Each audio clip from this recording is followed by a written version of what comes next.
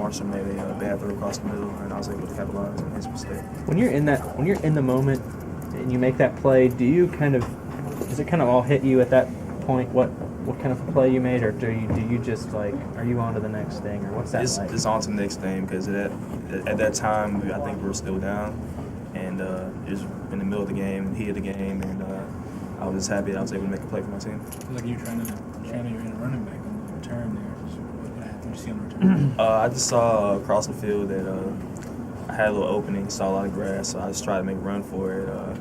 I watched it on film. I felt like I could have ran it back, but obviously I'm not a running back, so I wasn't able to break those tackles. You seem to really be coming on this last half of the season, making a lot of big plays. Was there something that clicked for you, or something that you did differently, or? It's just all coming to me. Had a year of football, and it took me a while to get back used to it. And I just feel like I'm getting more comfortable out there and playing with more confidence. What was the turning point, you think?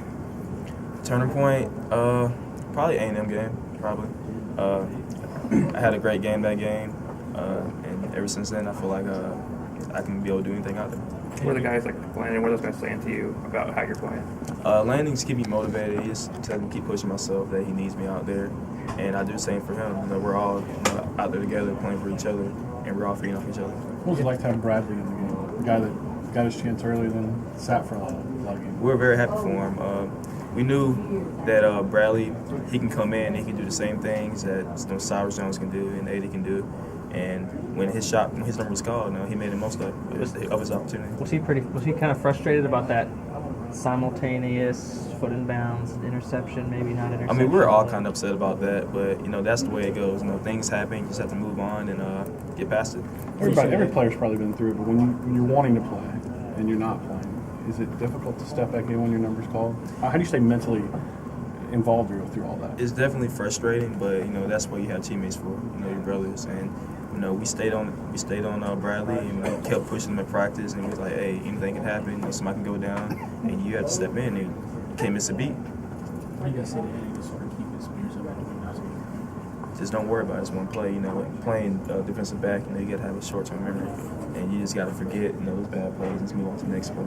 You said, that he made a mistake on that play. He didn't make many of them, and what was that like? Because he hit guys that were wide open, but he also hit guys that were pretty well covered. And how challenging was it that, Jesus, this guy didn't miss? It was an iron boat. Anything can happen.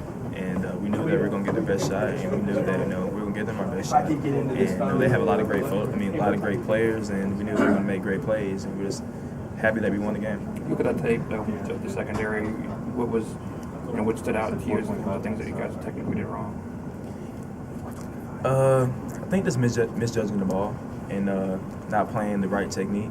It was all about us. Little things that we can fix at practice that we can definitely improve on for next game.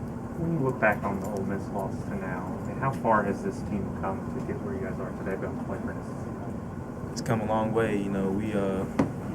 We've been in plenty of games since then that we faced a lot of adversity. Arkansas, LSU, Auburn, and we're able to overcome it. So this team, we're together, and we feel like we can accomplish anything. You guys were down there in the third quarter when he throws that interception. What did you guys say anything defensively? Knowing if you give up a touchdown there, you'd probably maybe get out of control. We just felt like just because they had the ball in a good field position that they're not in. They're not going to score a touchdown. They can't score a field goal, and we just wanted to come out there and stop them for our offense. What's the key to red zone defense? Bend but don't break.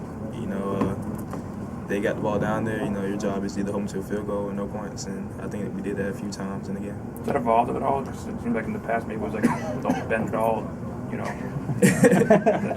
But it's some things you can't control. If they get it down there, you just have to bend but don't break, and just can't let them in the end zone. And I think that saved the game for us. What do you know about Matty Moore? To be honest, I really haven't had a chance to really watch him yet. But what I've been hearing that he's a great player. He makes a lot of plays. He's one of those other dual threat quarterbacks, and that he had just two plays. The play they call and the play that he just breaks down and does what he wants and just makes a great play. How challenging is this week? Not knowing a whole lot about Missouri. You haven't seen them a whole lot. It's almost like a bowl game in a week type deal. What's that going to do? We know they're a great team. They're representing the East, and you make the SEC championship game, you have to be good. So, we respect them. We're gonna come out there and we're gonna give them our best shot, and that's the only thing we can do. What are the first couple things you look for when it's an opponent you haven't seen before? When the tape goes on, what do you look at? Just the playmakers they have, and what I know so far from Missouri is that they're typically a 5-wide team, like passing attack, and we just have to be ready to play ball, and it's really going to be all on the second this game. How much do you pay attention, like just during the season, to the other SEC teams? Like maybe not the teams in the West that you're going to play. Do you keep up with the rest of those teams in the league? I definitely try to. Definitely when we're in a hotel before games, that a lot of teams play early games, so we try to tune in because we know some of the players that play on the opposing team, so we just try to keep tabs on what everybody else is doing in the SEC. Hey, people who are so used to you guys winning with defense and running and all that, what do you think they think when they see Alabama winning 55-44? I think it's scary for them. Usually, Bama is just beat you with defense and running the ball, but now, we can play a whole different, type of game, and we can, put up points, and we can just shut down our defense. I think that's scary for the opposing teams. Was your Alabama family pretty happy to get the revenge in the Iron Bowl? Definitely, they definitely have bragging rights in the neighborhood. You guys played in Georgia earlier this year. Does that help at all? Just from the atmosphere? Definitely, whenever you're able to play in the same stadium or arena or dome more than once, it definitely helps you.